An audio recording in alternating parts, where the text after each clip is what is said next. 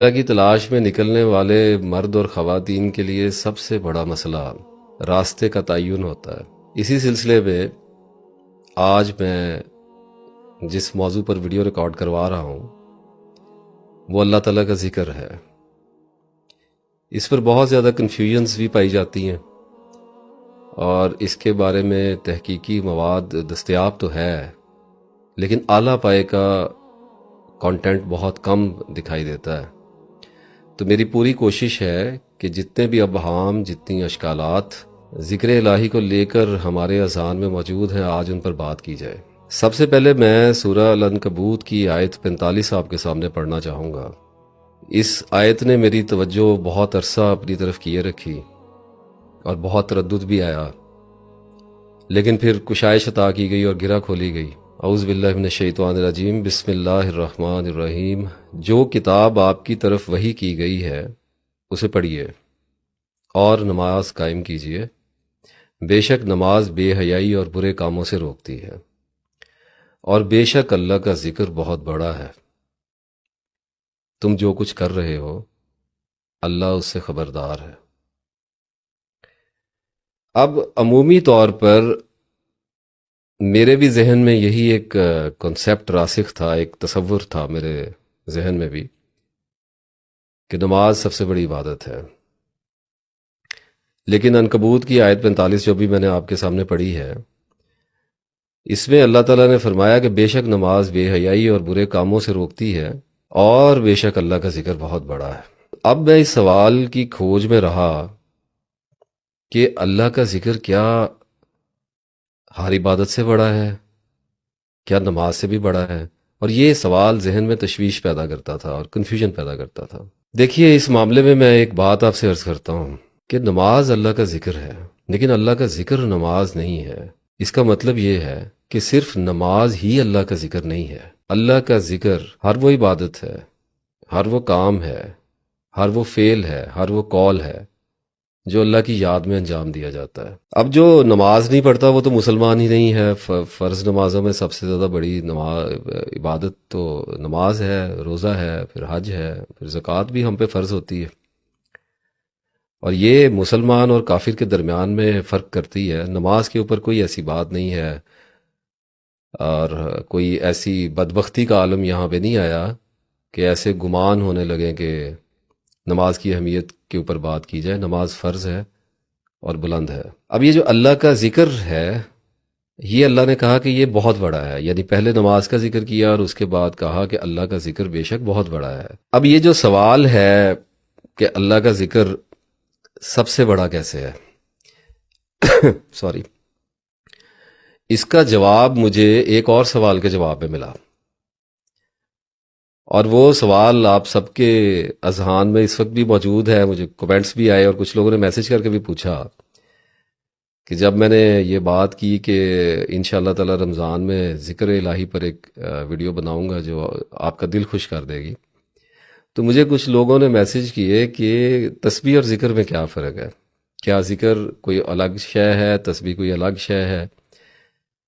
تو مجھے انسان کو مختلف واقعات سے اپنے ماضی کے کچھ واقعات بھی یاد آیا کرتے ہیں، تو مجھے اپنے کچھ ماہ و سال ایسے یاد آئے جب میں اس سوال کی تلاش میں سرگرداں تھا، اور وہ جواب جو ہے اللہ کا ذکر سب سے بڑا کیسے ہے، اس کا جواب مجھے اس سوال میں ملا کہ تسبیح اور ذکر میں کیا فرق ہے۔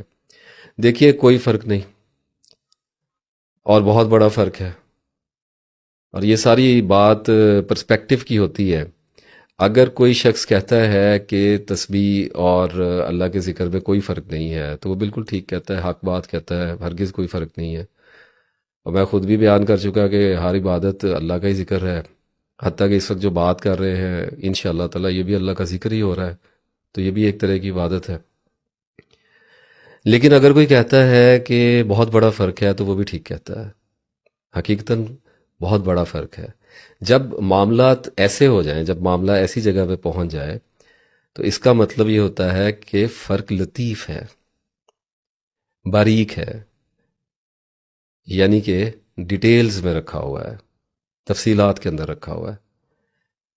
تو اب جیسے نماز، قرآن، روزے، حج، زکوٰۃ، یہ سب کچھ اللہ کا ذکر ہی ہے، تو بات یہ آتی کہ ذہنی پختگی اور علم کی دستیابی، یہ فیصلہ کرتے ہیں دونوں عوامل کہ آپ کے لیے کون سی عبادت کس درجہ میں رکھی ہوئی ہے۔ اس بات کی میں تھوڑی سی وضاحت کرتا چلوں کہ دیکھیے، یہ جن بھی عبادات کا ابھی ہم ذکر کر رہے ہیں، یہ گنتی میں ہیں، شمار میں ہوتی ہیں، ان کو گنا جاتا ہے۔ نماز کی رکعتیں ہوتی ہیں، اسی طریقے سے روزوں کے دن ہوتے ہیں، قرآن کے پارے ہوتے ہیں، رکوع ہوتے ہیں، منزلیں ہوتی ہیں، حج کے ایام ہوتے ہیں، اور زکوٰۃ کی رقم ہوتی ہے۔ تو یہ کسی نہ کسی طور گنا جاتا ہے، جیسے اللہ کی بات کرنے کے بھی اوقات ہی ہوتے ہیں۔ I will go one step further and I will say کہ ابھی جو ہم بات کر رہے ہیں اس کا بھی ایک معین وقت ہے، کتنی دیر تک کر لیں گے، آخر کار اس گفتگو کا اختتام ہوگا اور یہ عبادت بھی بند ہو جائے گی۔